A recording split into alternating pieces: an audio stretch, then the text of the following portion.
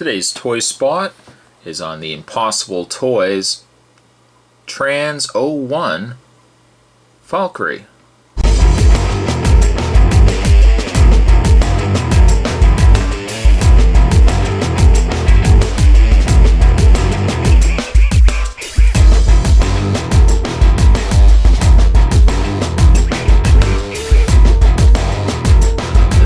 Actual Transformers. It was released through ImpossibleToys.com. I purchased this through Big Bad Toy Store, and although technically it's called the Transitional Robot Neural Soldier, and it's named Valkyrie, clearly we all know what the robot is an homage to, and that is the Generation 1 RC, a character unfortunately never made in Transformers. I believe originally they were going to use a hard head from the Headmaster line and do a repaint and I guess a slight retool into a RC. Never ended up happening, and we've only recently got a Transformers animated RC, which was a incredible figure, and now Impossible Toys has released this one right here. It is incredibly small, incredibly small. I can't even use anything as a comparison, but I mean, just to give you guys a size comparison, it is tiny. And I'll show you guys when I actually take this out of the package how small this guy is, or how small this girl is. Package-wise, I love the fact it looks like a classic Transformers box. The grid work, the font, of course the design of the character robot on the side, even right down to the function and the name in yellow. I really like that. On the top it shows you the very basic transformation. Not really much to be said there. On the side we've got a picture of the Valkyrie. And on the back a drawing of, just for the sake of the review, I'll probably just call her RC for the rest of the time. But a picture of RC, as well as the bluish green colored repaint, the medical droid as well.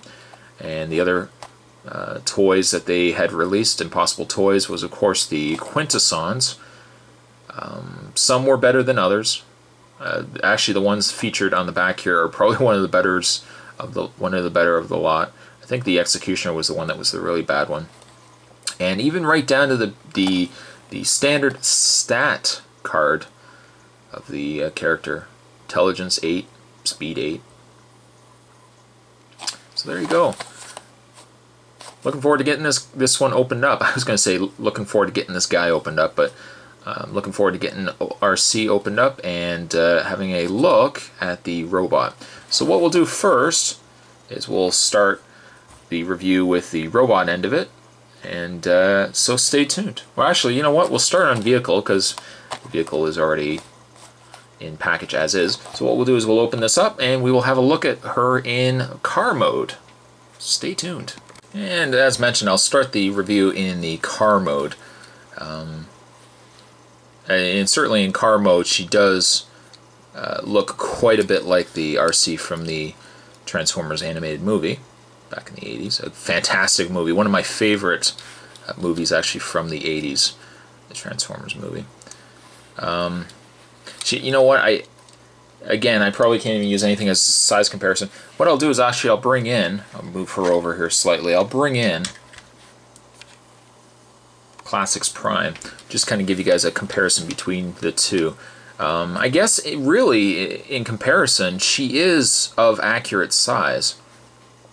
You know, being that she is a car and all, she is probably sized appropriately to the Prime here, but very small though. I mean, it actually feels like there's nothing to this figure. It feels extremely light.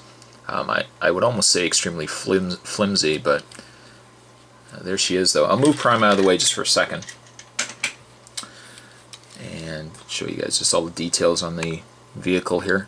One thing I like that they've actually put seats in there as well.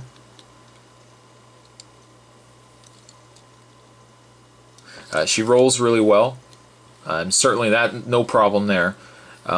She doesn't actually feel, at least in vehicle mode, like she is completely intact. I mean, the legs you can actually feel like they're wiggling around. It doesn't actually feel like she is completely snapped into every piece, it does actually feel a bit flimsy. But vehicle mode though, she does do it rather well. And keeping in mind this is from Impossible Toys, this isn't actually from Hasbro. So having said that, I mean they've done a good job so far of vehicle mode. She does actually look quite a bit like she did in the animated movie and then the series afterwards. But what we'll do is we'll transform her into robot mode. Will she look as good as she does in vehicle mode? And how well will that fragileness of the figure, how does it stand up? Well, what we'll do is, like I said, we'll transform it into robot mode, and we will have a look at RC in robot. And unfortunately, this is where a bit of the quality issue, I think, becomes apparent, is when she's in robot mode. It does look like RC. I mean, they've got the likeness down pretty good. Unfortunately, though, just because of due to paint and everything else, they didn't put a lot of paint on the face aside from the blue eyes, that a lot of the details unfortunately get a bit lost. Of course, being that this is not an actual licensed Transformer toy, sticker applications such as Autobot symbols and everything else clearly omitted from the actual robot.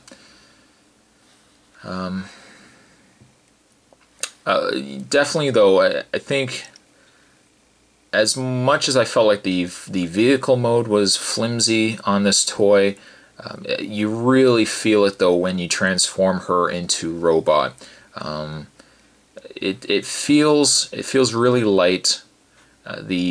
All the joints and everything, especially like the feet here, feel extremely loose and flimsy. She does not stand very well at all.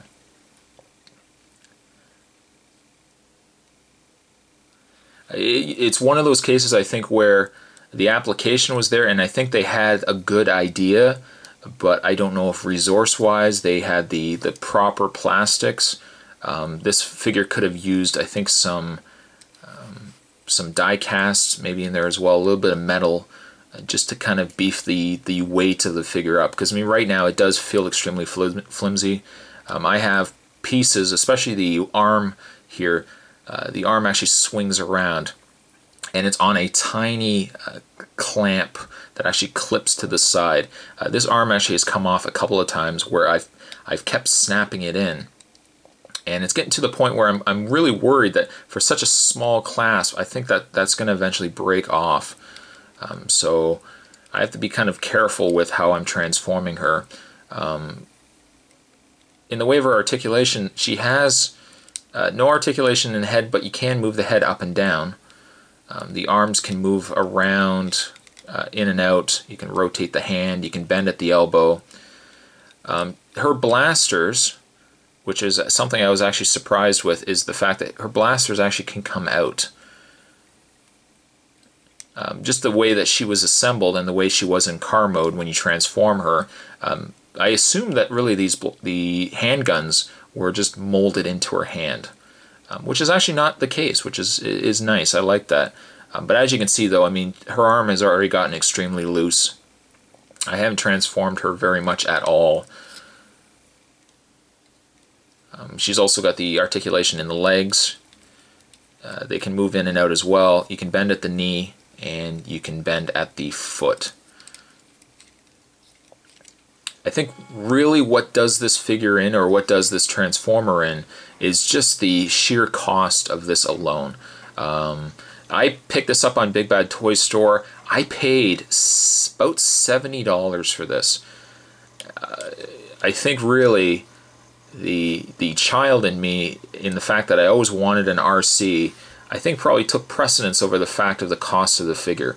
Unfortunately, being that Impossible Toys haven't done a lot of Transformers, I mean, certainly distribution is a lot less.